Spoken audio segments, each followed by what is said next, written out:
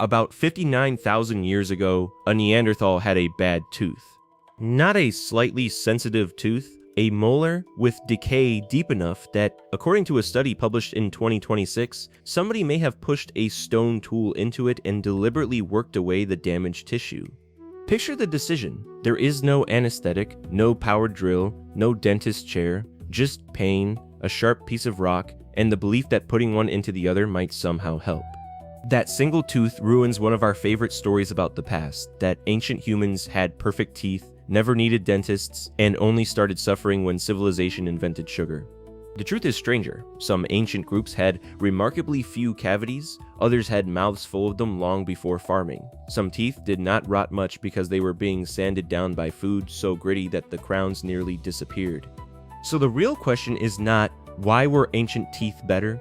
It is, what changed which kind of dental disaster a human mouth was likely to have? When archaeologists compare teeth, cavities are only one column on the page.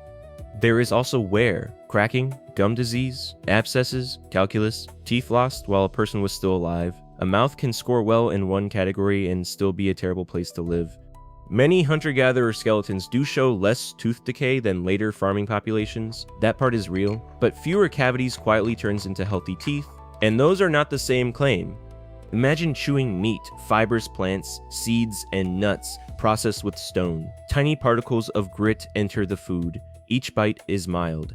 Thousands of bites are a grinding wheel.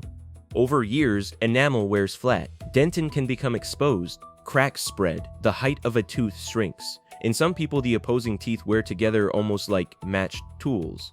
That wear can erase small pits where decay might begin, but it can also damage the tooth, stress the jaw, inflame the tissues around it, and open new routes for infection.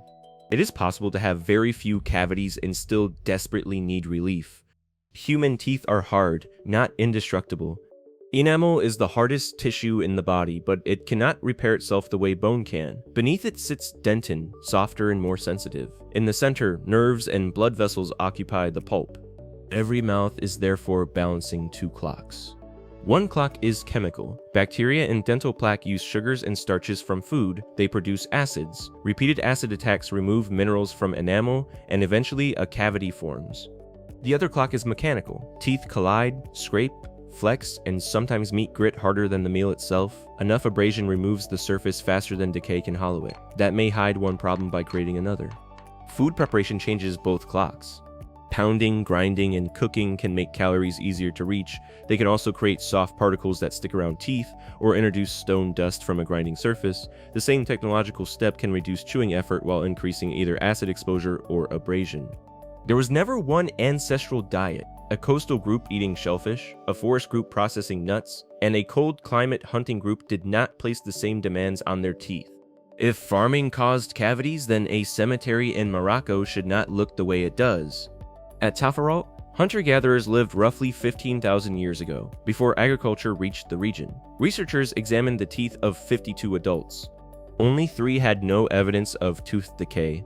Among the surviving adult teeth, just over half were carious. There were cavities between teeth, cavities on roots, teeth with their structure badly destroyed, heavy wear, and abscesses.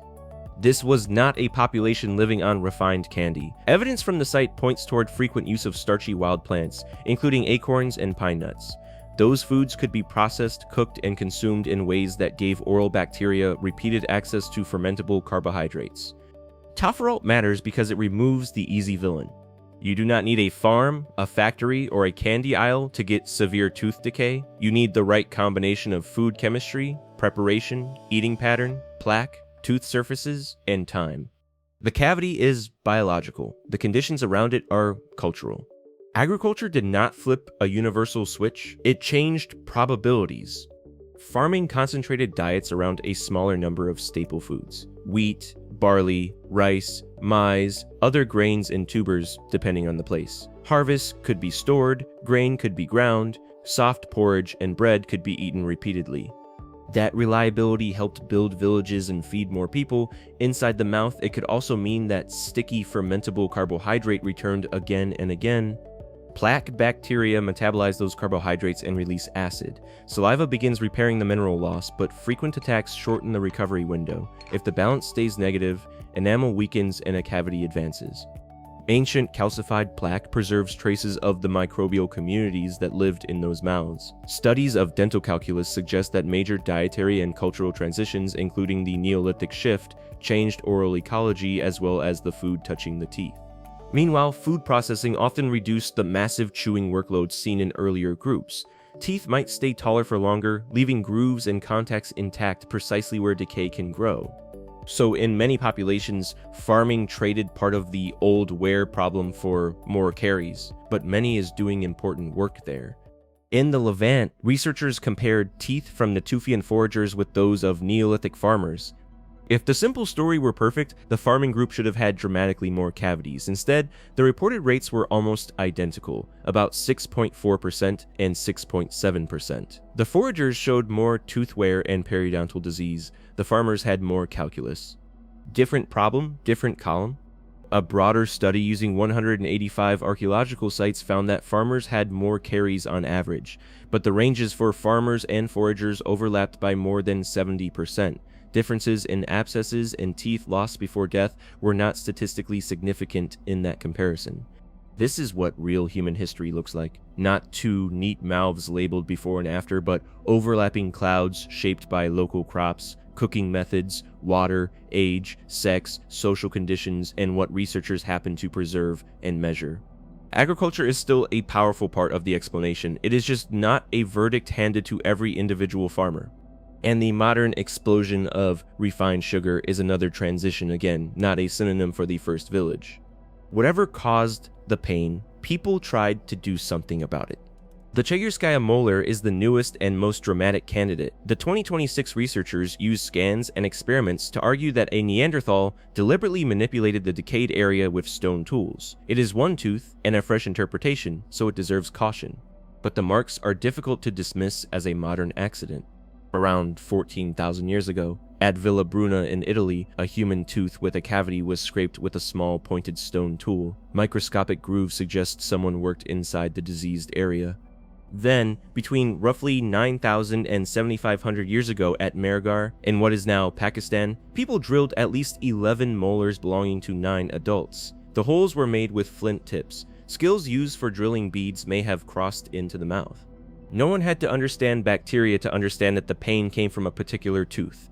These were interventions, not evidence of a modern dental profession. We do not know exactly who performed them, how pain was managed, or whether every attempt helped. A scraped cavity might remove irritated material, a drill might relieve pressure, or create new agony and infection. But the intent is recognizable. Locate the source, enter the tooth, try to change the outcome. Teeth survive when almost everything else disappears.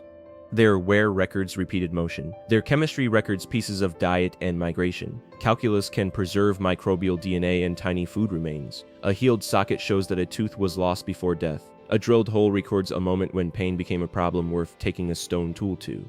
That makes the mouth an unusually honest archive.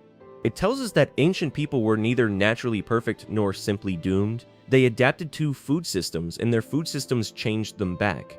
Some foragers escaped much of the decay common in later agricultural communities, but paid with extraordinary wear. Some farmers developed more cavities, but the outcome depended on the local diet and way of life. Some pre-farming groups like Taforalt had severe decay anyway. The line from stone points to power drills is not a story of pain suddenly appearing. It is a story of humans becoming better at identifying, explaining, and treating pain that was already there. Your teeth are not living fossils from one perfect menu. They are tissues operating inside a cultural machine. What food is available, how it is processed, how often it is eaten, which microbes share the mouth, and what kinds of care exist when something goes wrong. That is why the useful lesson is not eat like a caveman. There was no single caveman diet, and there was no single caveman dental outcome. The useful lesson is that technology changes the mouth twice. First, it changes the problem. Grinding stones, stored grain, soft bread, refined sugar, fluoride, toothbrushes, antibiotics, and powered drills each alter a different part of the risk. Then it changes what humans can do about it. 59,000 years ago, the available plan may have been a sharp stone and an extremely steady hand. Today, the sound of a dental drill can still make a body tense, but the person holding it can see the decay, numb the nerve, control the tool, clean the cavity, and restore the tooth. Ancient humans absolutely needed dental help.